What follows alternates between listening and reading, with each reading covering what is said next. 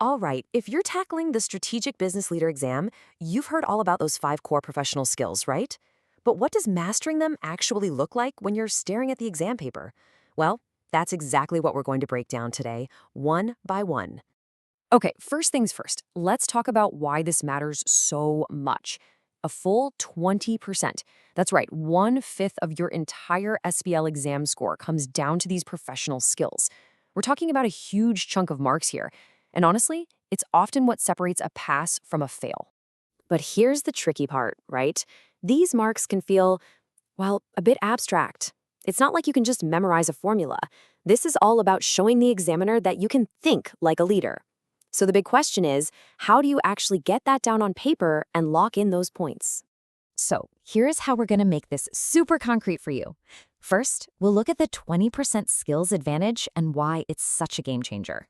Then, we'll dive into how to communicate like a leader. From there, we'll get into the real brain work. Think with acumen and analysis.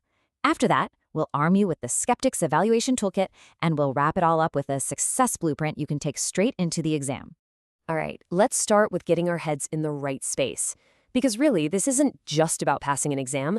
It's about learning how to think, act, and make decisions like a real strategic leader. And for the exam, adopting that mindset is exactly how you unlock those 20 crucial marks.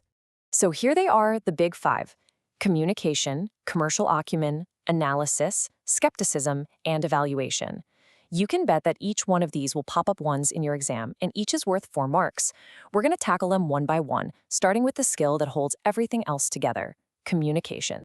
You know, when you're in a strategic role, communication is absolutely everything. It's not just about getting your point across, it's about tailoring how you say it for a specific audience, whether that's the board, investors, or your team, to get a specific result. So for the SBL exam, this skill really boils down to 3 key things: your ability to inform, your ability to persuade, and your ability to clarify. Let's take a look at a really good example of how you can nail the informing part. Okay, check this out. What's so great about this example is how it takes something pretty technical, right? The whole IRR versus NPV debate, and it translates it perfectly for a board of directors. It's short, it's clear, and it's all about action. See how it doesn't just list a bunch of facts? It gets straight to the point. Yeah, both are useful, but NPV is the winner here because it links directly to our main goal: maximizing shareholder wealth. And this is exactly how you bag those 4 marks. The examiner's going to see this and tick all the boxes. You used the right format, your content is crystal clear, your tone is spot on for the board, and, this is the big one, you didn't just present information. You gave a clear, confident recommendation. Perfect. All right, next up, we have 2 skills that are basically the engine room of all your strategic thinking: commercial acumen and analysis. Think of them as understanding the big picture, the whole business landscape, and then digging deep into the data to figure out what's really happening. Yeah, it helps to think of them as 2 sides of the same coin.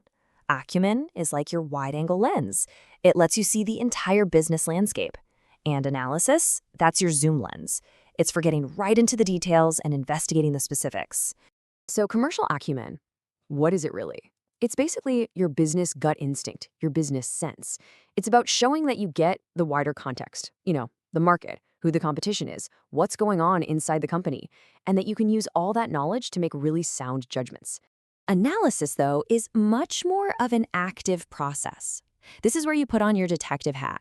You're investigating the facts, you're hunting for evidence that either backs up or challenges what you've been told, and then you step back and think, okay, what does all this actually mean?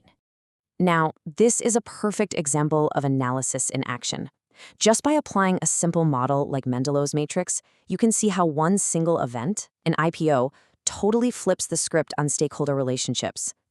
I mean, just look at the lenders. They go from minimal effort to keep satisfied. And that's not a random guess. It's a logical conclusion you reach by analyzing how the company's whole risk profile just changed. So you want the top marks for this? Here's how you get them. You use a good model, like Mendelow's. You don't just point out the changes, you actually reflect on what new strategies are needed. You make sure you've covered all the key players, and this is crucial. You look at it from both the before and after viewpoint. That right there is what deep, comprehensive analysis looks like.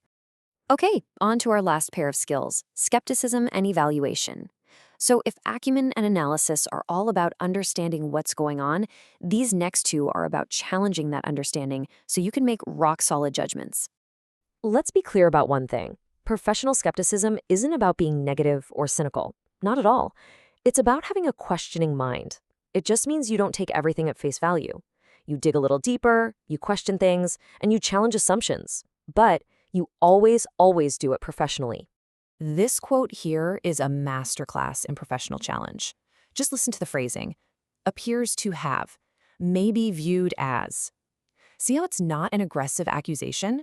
Instead, it carefully links what was observed to a potential ethical problem. That is how you challenge someone firmly, with evidence, while still being totally professional.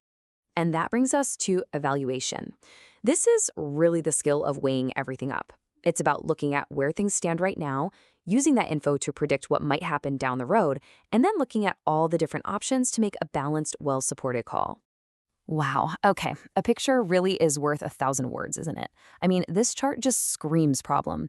You can see that alarming drop in the gross profit margin instantly. Your first thought is, uh-oh, something is seriously wrong here.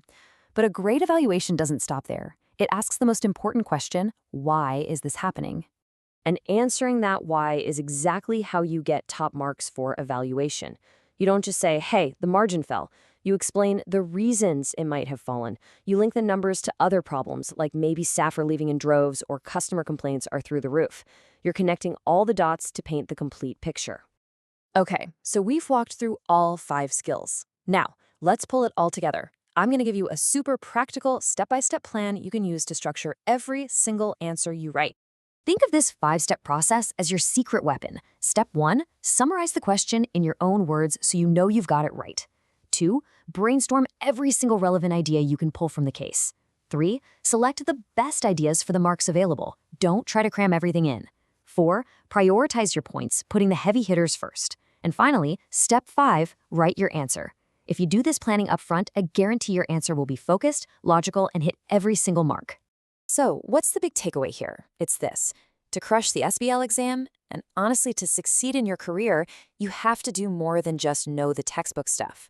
Real mastery, that comes from applying these professional skills. It's about learning to think, act, and communicate like a genuine strategic leader. If you can master the skills, believe me, the rest will fall into place.